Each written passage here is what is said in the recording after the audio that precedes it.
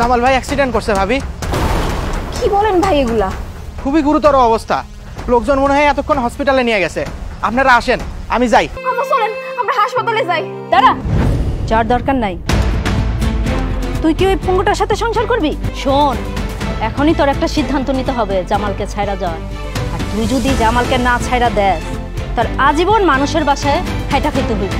বাসায় যত টাকা পয়সা গয়না গাটি আছে এগুলো একটা ব্যাগে ভরে তারপর এখান থেকে পালিয়ে যাই। কামাল ভাই, কামাল ভাই। কিরে রাকিব, কি হয়েছে? জামাল ভাই তো অ্যাক্সিডেন্ট করছে, গুরুতর অবস্থা। হ্যাঁ, কি কস? কোথায়? ওই যে মিয়া বাড়ি আছে না, ওইখানে। আমি যাই, জামাল ভাইয়ের বউরে খবরটা দিয়ে আসি।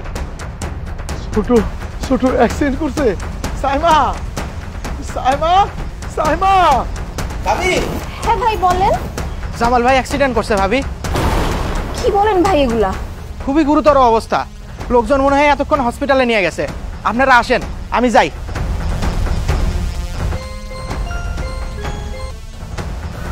আমি যে নাম্বার থেকে ফোন করলাম, উনি আপনার কি হন?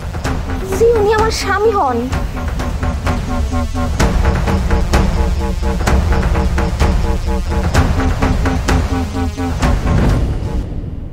আম্মা, আমি তো সব শেষ হয়ে গেল। এখন আমি কি করব আম্মা? মানে পাখি আর কোনোদিন ওর ভালো হইব না? এত বড় অ্যাক্সিডেন্ট করছে। হাসপাতাল থেকে তো বললো ওর পা ঠিক হবে না। আম্মা চলেন, আমরা হাসপাতালে যাই। দাঁড়া, যার দরকার নাই।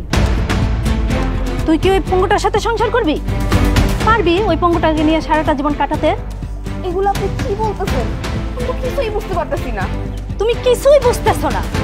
তোমার এখনো বয়স কম, আর এখনো অনেকটা সময় আছে। তোর নিজের জীবনটা নিজে শেষ করিস না।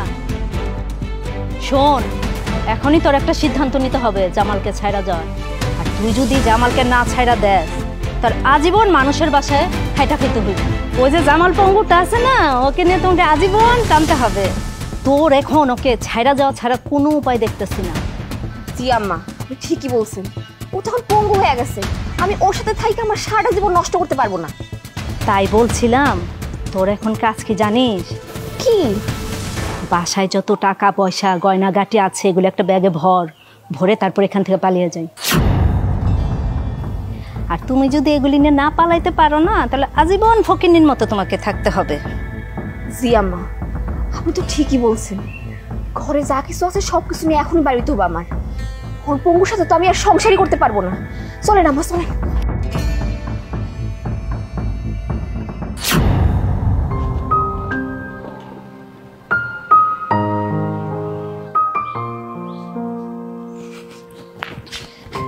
শুনছেন, জামালের ঘরে তো কেউ নাই।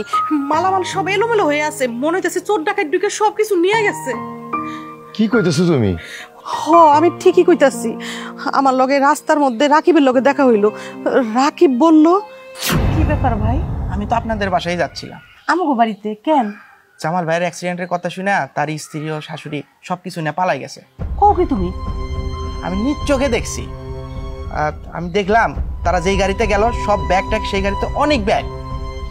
আমি জানতাম ওরা যেই খারাপের খারাপ, ওরা এরকম একটা কাম করবে আমি জানতাম। আমি ধরার চেষ্টা করছি কিন্তু ধরতে পারি নাই।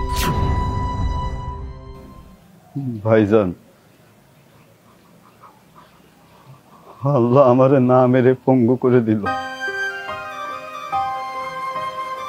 আমি এসব কি শুনতেছি ভাইজান? আমার তো কোনো কিছুই বিশ্বাস হইতেছে না। আমার যে আর কোনো কিছুই অবশিষ্ট নেই ভাইজান।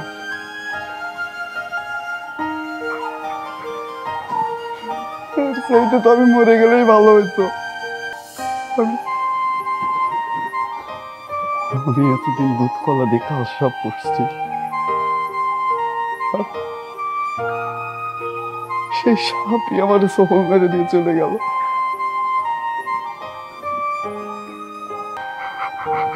আমার তো সবকিছু শেষ হয়ে গেল ভাইজান। আমার তো সবকিছু শেষ হয়ে গেল ভাইজান। আমার তো সবকিছু শেষ হয়ে গেল।